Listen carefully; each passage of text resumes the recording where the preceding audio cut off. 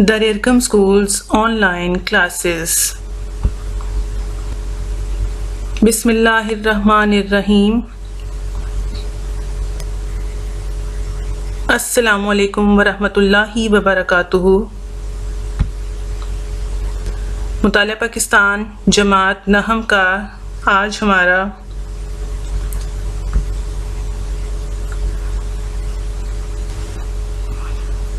دوسرا سبق ہے تحریک پاکستان اور قیام پاکستان، اور اس کا عنوان ہے شملہ وفد 1906 میں سر آغا خان کی قیادت میں ترتیب دیا گیا تھا۔ آج ہم اس کے اوپر بات کریں گے۔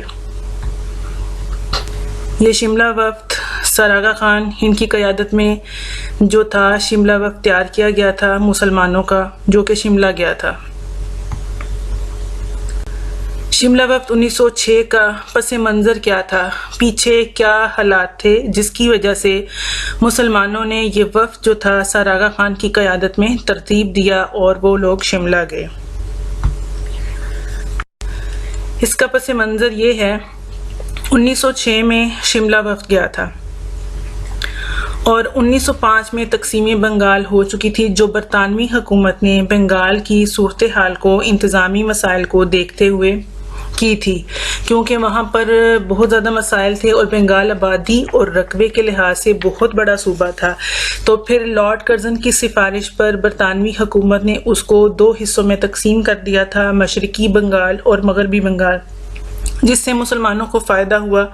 ان کے لیے ترقی کے راستے کھل گئے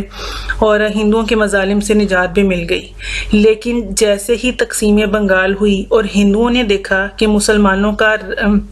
فائدہ ہونے لگا ہے، مسلمان ترقی کے ان کے لیے راستے کھل گئے ہیں، تو ہندوؤں سے یہ بات بالکل بھی برداشت نہ ہوئی، کیونکہ ہندوؤں کا وہاں سے جو ان کا قبضہ تھا، جو ان کی اجارہ داری تھی مسلمانوں کے اوپر، کاروبار کے اوپر، معیشت کے اوپر، اقتصادیات کے اوپر، وہ ختم ہو گئی تھی، جس کی وجہ سے ہندوؤں نے ایک منفی جو تھی سرگرمیاں کرنی شروع کر دیں برطانوی حکومت کے خلاف۔ مسلمانوں اور ہندوؤں کے درمیان اختلافات بہت زیادہ بڑھ گئے۔ اس صوبے کے اندر بنگال جو کہ 2 حصوں میں تقسیم ہوا تھا، مشرقی بنگال اور مغربی بنگال، مسلمانوں اور ہندوؤں کے درمیان اختلافات بہت زیادہ ہو گئے، دونوں ایک دوسرے سے بیزار ہو گئے، حتیٰ کہ دونوں ایک دوسرے کی شکلیں دیکھنے سے بھی تنگ آ گئے۔ اور اس کے بعد ہندوؤں نے کیا کیا کہ انہوں نے تحریک عدم تعاون جیسی تحریکیں چلانی شروع کر دی تھیں، کیونکہ ہندو اس بات کے اوپر خوش نہیں تھے کہ تقسیم بنگال ہو۔ وہ یہ چاہتے تھے کہ تقسیم بنگال ختم ہو جائے، اور وہ برطانوی حکومت سے بھی ناخوش تھے۔ یہ اس کا پس منظر ہے کہ جب تقسیم ہوئی تھی اور مسلمانوں کو یہ بات سمجھ میں آ گئی کہ ہندو جو ہیں وہ مسلمانوں کی بالکل بھی تھوڑی سی خوشی جو برداشت نہیں کر سکتے، تو وہ پھر مسلمانوں کو کس طرح سے ترقی کرتا ہوا دیکھ سکتے ہیں۔ اب جب 1905 میں تقسیم بنگال ہوئی اور اس کے بعد ہندوؤں کا رد عمل سامنے آیا، تو اس بات نے مسلمانوں کی سوچ میں ایک مثبت تبدیلی پیدا کی۔ مسلمانوں کی سوچ تبدیل ہو گئی، کیونکہ مسلمانوں کو یہ بات سمجھ میں آ گئی تھی کہ مسلمان جو ہیں وہ اس طرح سے ان کے ہندوؤں کے ساتھ اختلافات چلتے رہیں گے، اور ہندو کبھی بھی مسلمانوں کا کے حقوق کا تحفظ نہیں ہونے دیں گے، وہ ہمیشہ مسلمانوں کے خلاف اور ان کے خلاف سرگرمیاں کرتے رہیں گے۔ تو پھر اس کے بعد سر آغا خان کی قیادت میں ایک وفد جو تھا وہ ترتیب دیا گیا، اور یہ وفد جو تھا 35 ارکان کے اوپر مشتمل تھا، کیونکہ مسلمانوں کو یہ لگ رہا تھا، انہوں نے یہ بات سمجھ لی تھی کہ اب ہم لوگوں کو اپنا وفد ترتیب دینا چاہیے، اور اس کے بعد ہمیں لارڈ منٹو سے ملاقات کرنی چاہیے۔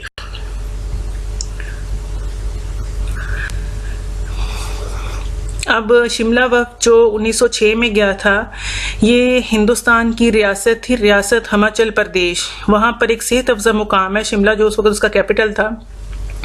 وہاں پر جو تھا شملہ وفد 1906 میں گیا۔ اس مسلم وفد نے شملہ کے مقام پر ریاست ہماچل کا جو تھا وہاں پر جا کر ملاقات کی وائسرائے لارڈ منٹو سے، اور وہاں پر جا کر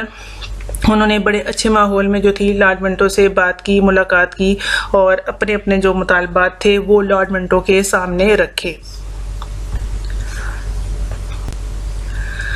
اب شملہ وفد جو تھا وہ وائسرائے لارڈ منٹو سے اکتوبر 1906 کو انہوں نے ملاقات کی تھی وائسرائے سے، اور وائسرائے سے ملاقات کے دوران مسلمانوں کا جو وفد تھا جو 35 ارکان کے اوپر مشتمل تھا، انہوں نے اپنے مطالبات لارڈ منٹو کے سامنے رکھے، جس میں سے ایک یہ تھا کہ جداگانہ انتخاب، مسلمان جو تھے وہ جداگانہ انتخاب چاہتے تھے، جس کو ہم مذہب کی بنیاد پر کہتے ہیں، اپنے نمائندوں کو چننا۔ تو مسلمانوں نے مین یہی مطالبہ کیا تھا جو جداگانہ انتخاب کا۔ اب اس کا جو رسپانس دیا تھا لارڈ منٹو نے، تو انہوں نے مسلمانوں کو یقین کرائی تھی کہ اس طرح سے ہو سکتا ہے، اس طرح سے ممکن ہے۔ مطلب یہ کہا گیا تھا کہ مسلمانوں کو جداگانہ انتخاب کا ان کا مطالبہ ہے، یہ مانا جا سکتا ہے۔ اب شملہ سے واپسی، جب مسلمان واپس آئے، کیونکہ اکتوبر 1906 میں مسلمانوں کی ملاقات ہوئی تھی لارڈ منٹو سے ہماچل پردیش کے مقام شملہ میں، تو جب مسلمانوں کی اس وفد سے ملاقات کے بعد اس وفد کی واپسی ہوئی، تو اس وقت مسلمانوں نے سوچا کہ ہم لوگوں کو ایک سیاسی جماعت کی ضرورت ہے۔ ان کو ایک سیاسی جماعت کی کمی جو تھی اس وقت شدت سے محسوس ہوئی، کیونکہ ایک ایسی سیاسی جماعت ہونی چاہیے، ایک ایسا پلیٹ فارم ہونا چاہیے جہاں سے مسلمان اپنے مسائل کو برطانوی حکومت کے سامنے ڈیلیور کر سکیں، ان مسائل کا حل تلاش کر سکیں، برطانوی حکومت سے بات کر سکیں، اپنے مسائل بہترین انداز میں ان تک پہنچا سکیں۔ اس وجہ سے مسلمانوں نے جب شملہ وفد کیا تھا، تو اس کے بعد ملاقات کے بعد جب ان کی واپسی ہوئی تھی، تو اس وقت مسلمانوں کے ذہن میں یہ خیال آیا تھا، اور اس وقت ان کو یہ بات سوجی تھی کہ ہمارے پاس بھی ہماری اپنی ایک سیاسی جماعت ہونی چاہیے جہاں پر ہم اپنے مسائل کو بہترین انداز میں آگے فارورڈ کر سکیں، بجائے اس کے کہ ہم انڈین نیشنل کانگریس کا یا ہندوؤں کا سہارا لے کر اپنے مسائل آگے تک پہنچائیں۔ تو بہتر یہی ہوگا کہ ہماری اپنی کوئی جماعت ہونی چاہیے۔ اچھا، جب شملہ وفد 19 اکتوبر 1906 میں ملا اور انہوں نے سیاسی جماعت کی وجود کو ضروری سمجھا کہ یہ ہونی چاہیے، تو پھر جب ان کی یہ سوچ ڈیولپ ہو گئی، تو پھر اس کے بعد تمام مسلمانوں نے یہ فیصلہ کر لیا کہ ہم اپنی جماعت جو ہے، سیاسی جماعت جو ہے وہ بنائیں گے۔ تو پھر آل انڈیا مسلم لیگ کے نام سے ایک سیاسی جماعت بنائی گئی تھی 30 دسمبر 1906 کو ڈھاکہ میں۔ اکتوبر میں دیکھیں شملہ وفد گیا تھا، نومبر اور دسمبر 30 دسمبر 2 ماہ کے فرق سے جو تھا اس سیاسی جماعت کی تشکیل جو تھی وہ دے دی گئی تھی ڈھاکہ میں، جو کہ مشرقی پاکستان کا ایک شہر ہے وہاں پر۔ تو مسلمانوں نے اپنی آل انڈیا مسلم لیگ کے نام سے سیاسی جماعت بنائی، جو کہ مسلم لیگ بھی کہلاتی ہے۔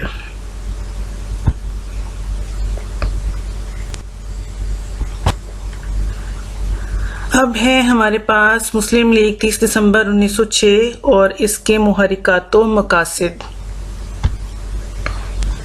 مسلم لیگ کا قیام، پہلے اس کے محرکات ہیں یہاں پر، اور پھر اس کے بعد اس کے نیچے مقاصد دیے گئے ہیں۔ تو ان دونوں کو دیکھتے ہیں کہ محرکات کیا تھے اور مقاصد کیا تھے۔ مسلم لیگ کے قیام کے محرکات،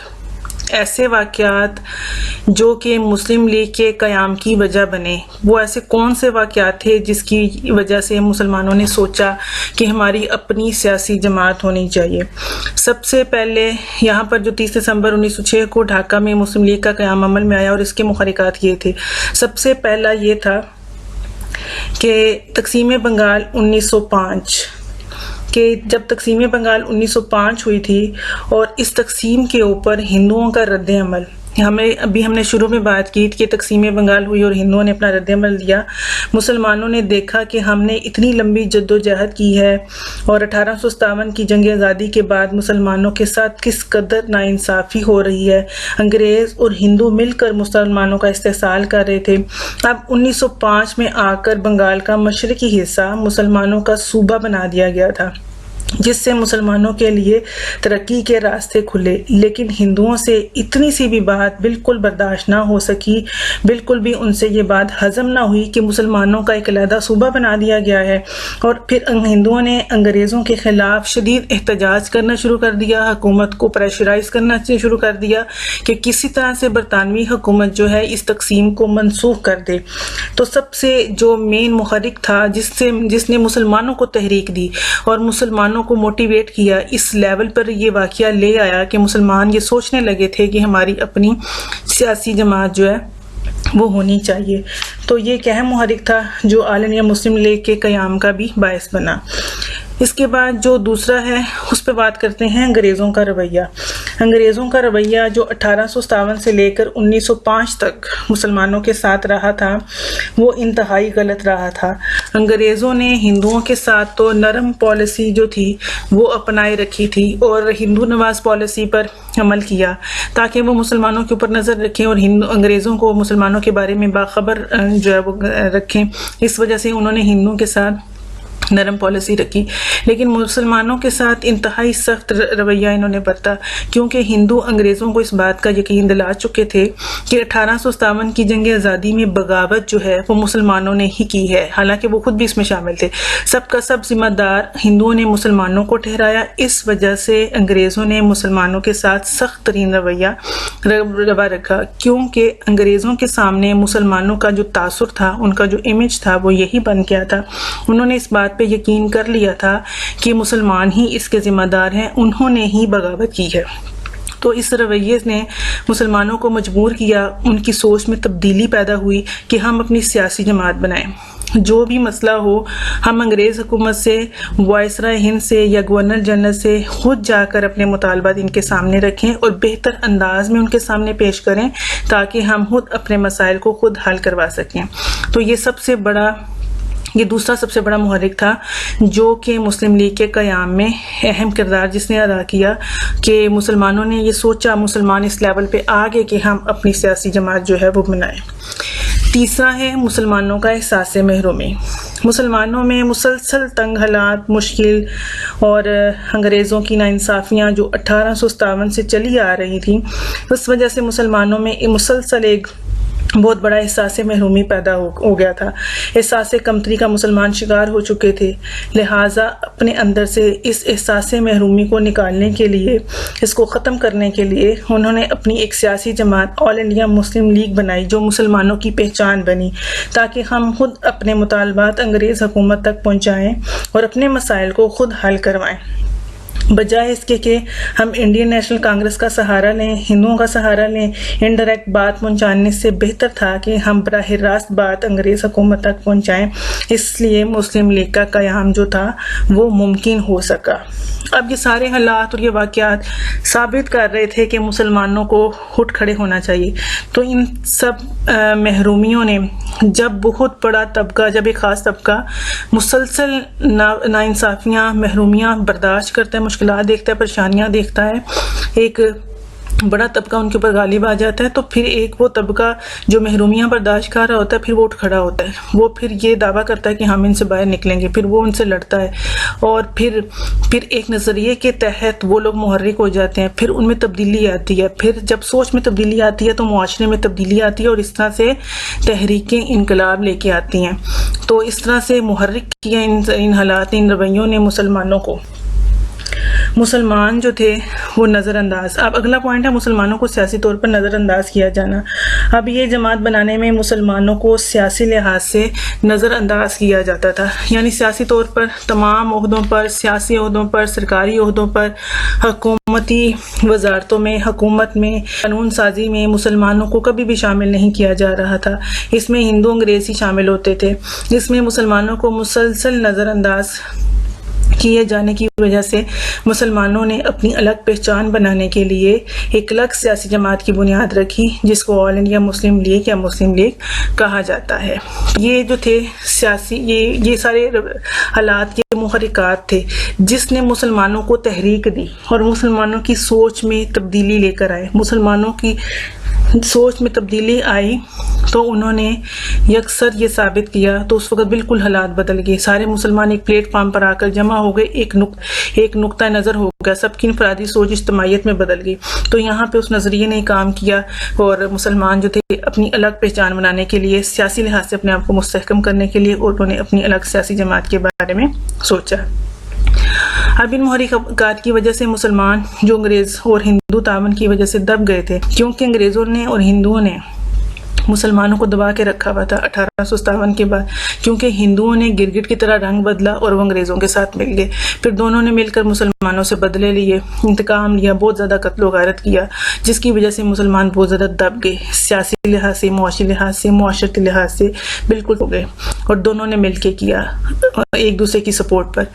تو پھر مسلمان متحرک ہوئے اور ایک مشترکہ سوچ کے دائرے میں آ گئے۔ ہم نے پہلے چیپٹر میں پہلا ٹاپک پڑھا تھا مشترکہ سوچ کے حوالے سے، نظریے کے حوالے سے۔ اب اس نظریے کی وجہ سے مسلمان اکٹھے ہو گئے، تمام لیڈر اکٹھے ہو کر وائسرائے ہند سے ملنے شملہ گئے اور واپس کر اپنے آپ کو سیاسی طور پر منظم کر لیا۔ اب ان کے اندر ایک نظریہ ہی تھا جو ان مسلمانوں کو آہستہ آہستہ اکٹھا کر رہا تھا، ان کو متحرک کر رہا تھا۔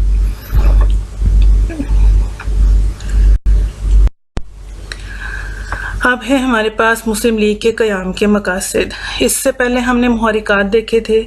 کہ ایسے کون سے واقعات تھے، حالات تھے، رویے تھے جنہوں نے مسلمانوں کو متحرک کیا اور ان کے اندر ایک تحریک پھونک دی، اور مسلمان اس سوچ ان کے اندر تبدیلی آئی ان کی سوچ کے اندر، اور اس لیول پر آ کر یہ سوچنے پر مجبور ہو گئے کہ ہماری اپنی ایک سیاسی جماعت، اپنی ایک پہچان جو ہے وہ ہونی چاہیے، ایک ایسا پلیٹ فارم ہونا چاہیے جہاں سے ہم اپنے مطالبات حکومت برطانیہ کے سامنے رکھ سکیں، ان کو ڈیلیور کر سکیں، ان مسائل کا حل تلاش کروا سکیں اور اپنے مطالبات کو منوا سکیں۔ اب مسلم لیگ کے قیام کے مقاصد کیا تھے؟ اس کا پہلا مقصد مسلمانوں میں برطانوی حکومت کے لیے وفادارانہ جذبات پیدا کرنا اور حکومت کی کارروائیوں کے بارے میں ان کے شکوک و شبہات کو دور کرنا۔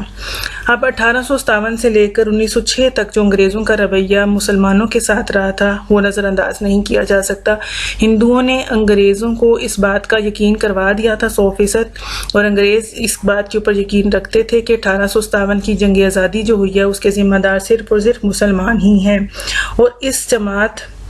اور ان کو یہ بھی یقین تھا کہ مسلمان کسی بھی وقت انگریزوں کو نقصان پہنچا سکتے ہیں۔ تو لہٰذا اس جماعت کو بنانے کا مقصد ہی یہی تھا کہ حکومت اور مسلمانوں کے درمیان جو ہے وہ وفاداری کا جذبہ جو ہے وہ پیدا کیا جائے، تاکہ دونوں طرف سے تعلق بہتر ہو، کیونکہ یہ اس وقت مسلمانوں کی شدید ضرورت تھی کہ انگریزوں کے ذہنوں میں اپنا تاثر جو ہے وہ مثبت قائم کریں۔ اور اس کے علاوہ مسلمان یہ سمجھتے تھے کہ جو انگریز کارروائیاں کرتے ہیں صرف اور صرف مسلمانوں کے خلاف کرتے ہیں، تو ان کے دلوں میں سے یہ شک بھی دور کرنا ضروری تھا کہ ایسا نہیں ہے۔ اس جماعت کا مقصد یہ تھا کہ جب مسلمان اپنی وفاداری برطانوی حکومت کو دکھائیں گے، ثابت کریں گے، تو پھر ہم پر وہ کسی قسم کی کوئی کارروائی نہیں کریں گے، تو بلکہ اپنی حکومت میں جیسا ہندوؤں کے ساتھ کریں گے تو پھر وہ ویسا ہی مسلمانوں کے ساتھ بھی تعلق جو ہے ان کے ساتھ بھی ویسا ہی معاملہ جو ہے وہ کیا جائے گا۔ اب یہاں پر جو اگلی بات ہے کہ مسلمانوں کے سیاسی حقوق کی حفاظت کرنا اور ان کے مطالبات کو حکومت کے سامنے پیش کرنا۔ یہاں پر ایک اور بھی بات جو ہے وہ بڑی ضروری ہے کہ اس جماعت کا مقصد یہ بھی تھا کہ تمام مسلمان جو یہ سمجھتے تھے کہ ہم انگریز کی غلامی میں ہیں اور اب ہم خود کو ٹھیک نہیں کر سکتے، ہمیں اپنی عزت نہیں کرا سکتے، انہیں اصل میں بتانا یہ تھا کہ آپ انگریز جو حکمران ہیں، اصل میں ہمارا اسلام بھی اسی بات کی تلقین کرتا ہے کہ ہمارا اسلام کہتا ہے کہ جو بھی آپ کے حکمران ہو، جو بھی آپ کے اوپر حاکم بن جائے، ان کی بات کو سنا جائے، اور آپ تو اس لیے ضروری تھا کہ مسلمان پہلے اپنی وفاداری کو حکومت برطانیہ سے ثابت کروائیں، مطلب انگریزوں سے ثابت کروائیں کہ مسلمان بھی ان کی حکومت کے وفادار ہیں، لہٰذا مسلمانوں کو بھی وہ ساری سہولتیں، وہ ساری آسائشیں اور وہ ساری آسانیاں اور عزت دی جا سکے گی جو انگریزوں نے ہندوؤں کو دی ہوئی تھی۔ اس کے بعد جو دوسرا سب سے بڑا مقصد ہے مسلمانوں کے سیاسی حقوق کی حفاظت کرنا اور ان کے مطالبات کو حکومت کے سامنے پیش کرنا۔ اس جماعت کا، سیاسی جماعت جماعت آل انڈیا مسلم لیگ، جس کو مسلم لیگ بھی کہتے ہیں، اس کا مقصد قیام کا جو تھا وہ یہی تھا کہ مسلمانوں کے جتنے بھی سیاسی حقوق ہیں ان سب کی حفاظت کرنا، ان کے اوپر بات کرنا، ان کو آگے ڈیلیور کرنا اور حکومت کے سامنے بہترین انداز میں جو تھا پیش کرنا، تاکہ وہ برطانوی حکومت سے ان مسائل کو بہترین طریقے سے حل کروا سکیں۔ تیسرا ہے مسلم لیگ کے مندرجہ بالا مقاصد کو نقصان پہنچائے بغیر برصغیر کی دوسری اقوام سے تعلقات استوار کرنا۔ اب یہاں پر ایک اور اہم بات یہ بھی ہے، اگر ان دونوں مقاصد کو جو اوپر والے ہیں ان کو مد نظر رکھا جائے تو ان دونوں مقاصد کو مد نظر رکھتے ہوئے دوسری اقوام کے سامنے یا مسلمانوں کے دوسری اقوام کے ساتھ جو بر صغیر میں آباد تھی، ہندو تھے، سکھ تھے یا اس کے علاوہ دیگر کئی قومیں جو تھیں وہ رہتی تھیں، ان سب کے ساتھ بھی مسلمانوں کے تعلقات جو ہیں وہ بہتر ہونے چاہیے۔ اور اگر تعلقات بہتر نہیں ہوتے تو پھر جو ہے آپ امن بحال نہیں کر سکتے، کیونکہ تعلقات کی بنا پر ہی ہم لوگ اپنے مسائل جو ہیں وہ حل کرتے ہیں۔ جتنے اچھے تعلقات ہوں گے اتنے ہی زیادہ آپ کے مسائل جو ہیں وہ حل ہوں گے۔ اگر ارد گرد بھی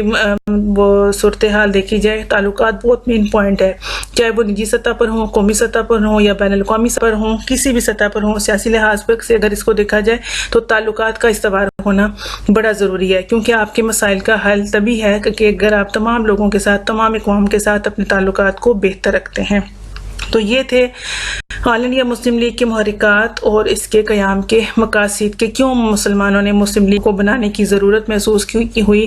ان کو اپنی سیاسی جماعت اور پہچان بنانے کی کیوں ضرورت محسوس ہوئی تھی، اور پھر مسلم لیگ نے آگے چل کر ایک ایسی تحریک چلائی جو کہ تمام مسلمانوں کو اس پلیٹ فارم کے راستے سے پاکستان کی منزل تک لے گئی۔ آخر میں اس دعا کے ساتھ کہ اللہ کریم آپ سب کو ہمیشہ اپنے حفظ و امان میں رکھے اور صحت و تندرستی کی بہترین حالت میں رکھے، خوش رہیں، دوسروں کو خوش رکھنے کی بھرپور کوشش کریں، اپنا خیال رکھیں۔ اللہ حافظ۔ پاکستان زندہ باد، پائندہ باد۔